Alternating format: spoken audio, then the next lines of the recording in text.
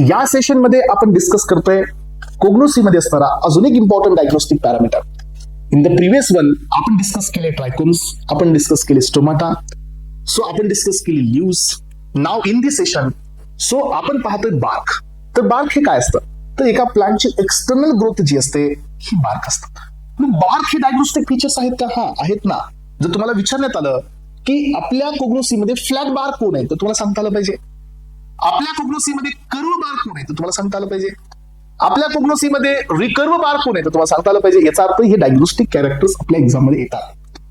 So बार्कचा जो shape असतो हे डिपेंड असतो त्याला कोणत्या पद्धतीने इन्सिजन मध्ये त्याला कट कोणत्या पद्धतीने करण्यात आलंय आणि त्यांना कोणत्या प्रोसेसनी त्यांना सोक करण्यात आलंय या बेसिसवरती यांचा शेप येत असतो. म्हणून मग आता आपण बार्क समजून घेऊया, म्हणजे याच्यामध्ये डिटेल जाता येईल आपल्याला. So bark is a outermost protective. बघा हे बाहेरची लेअर आहे, स्टेम आणि रूट्स मध्ये हे प्रेझेंट असतात. ओके, सो वुडी प्लांट मध्ये प्रेझेंट असतात. It protects from the plant, so protects the plant from injury, infection, water loss. So source of medicinal purpose म्हणून सध्या या बार्कचा यूज केला जातो. कमर्शियल प्रोडक्शन साठी सध्याचा यूज आहे. मग आता आपल्याकडे ह्या बार्क मध्ये दोन पार्ट असतात. एक असतं कॉर्क आणि यापर्यंत आपल्याला लगेच सवय असते कॉर्क आणि कॉर्टेक्स म्हणायची. तर लक्षात घ्या, cork is a part of the bark but cortex is not a part of the bark. Cork हा एक असतो आणि सेकंड वाला असतो इनर बार्क म्हणजे बास्ट. हे दोन पार्ट हे बार्कचे असतात. बघा, सो कॉर्क हा एक आउटर पार्ट आहे, एक इनर पार्ट असतो that is inner bark, that is the phloem. Phloem हा याचा भाग असतो. सो जे आउटर पार्ट आहे हे डेड सेल असतात. कॉर्क हे डेड सेल आहे, प्रोटेक्टिव्ह इन फंक्शन आहे. So compose of the cork that is the phellem. Cork cambium पण असतो याच्यामध्ये, द फेलोजम अँड फेलोडम म्हणजे काही सेल्स पण असतात. वॉटर लॉस हे प्रिव्हेंट करतात, इन्सुलेशन देतात, हीट आणि कोल्ड पासून प्रोटेक्शन देतात, इंजुरी आणि पॅथोजन पासून पण वाचवतात. बट आता आपल्याकडे जे फ्लोएम आहेत हे फ्लोएम हे कॉर्कच्या मधल्या बाजूने आहे. हे जे फ्लोएम आहेत हे लिव्हिंग आहेत. कॉर्क जे होते ते होते या ठिकाणी dead cells.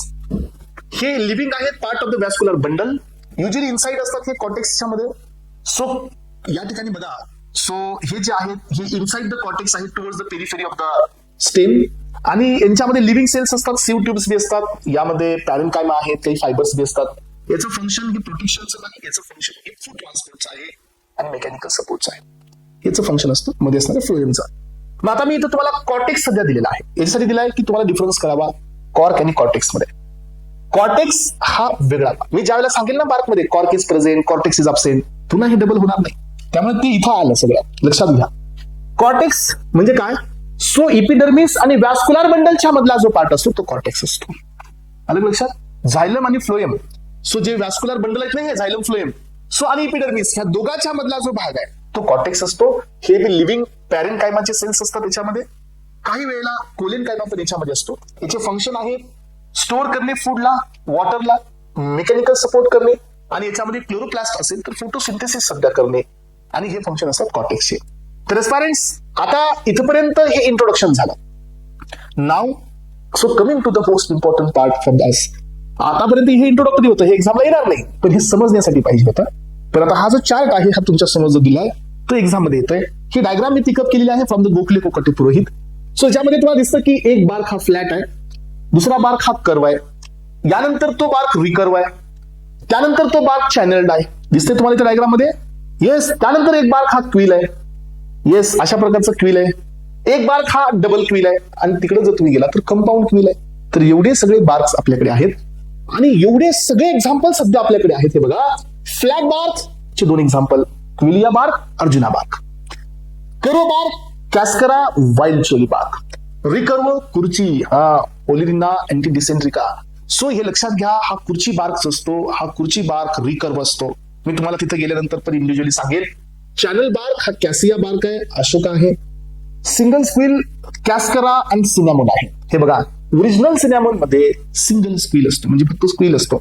But aspirants cinchona मध्ये तुम्हाला डबल क्विल पाहायला मिळतो आणि कंपाऊंड क्विल मध्ये सिलियॉन सिनॅमोन बार्क. म्हणजे का, हे सिनॅमोन बार्क हा क्विल आहे आणि याचा जो अडल्टरंट असतो जावा Cinnamon that is the सिलियॉन Cinnamon bark हा कंपाऊंड क्विल आहे. So with the help of this bark, you can differentiate in between the original and adulterated bark. आणि या लेवल पर्यंत तुमचे बार्क या लेक्चर मध्ये आपण क्लिअर केलेले आहेत. बार्कचे टाइप्स आहेत, हे टाइप्स डिपेंड असतात की इन्सिजन कसं केलंय आणि याला सोकिंग कसं केलेली आहे, त्या बेसिसवरती यांचे क्लास, यांचे शेप इथं त्यांना अक्वायर होतात आणि फ्लॅट, कर्व, रिकर्व आपण असं क्लासिफिकेशन करतोय parents. And this is all about bark. समजते सगळ्यांना? येस.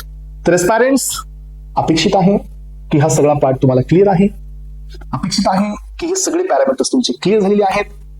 सो आणि आज या लेक्चरमध्ये आता आपण इथं थांबतोय. So thank you so much. Have a nice day.